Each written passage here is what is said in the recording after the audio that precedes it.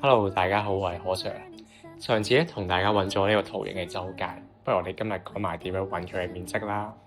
喺5年班咧，我哋學過，如果要揾不規則圖形嘅面積咧，就會用分割法或者填補法幫手喎。咁呢度都唔例外嘅。咁我哋咧可以填補翻呢4個空白部分。咁我哋就 mark 低1、2、3、4咁樣啦。然後咧，我哋就要去算出填補咗之後成個正方形嘅面積。咁我哋游翻佢先，然後再去減白翻頭先嗰個空白嘅部分。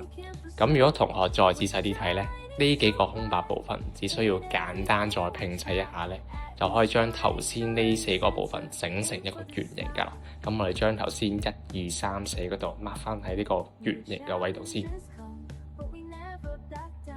好啦，咁所以如果要揾出呢個圖形嘅面積咧，咁我哋都要善用翻填補法同埋圖形拼砌嘅技巧啦。咁希望各位同學有所得着，拜拜。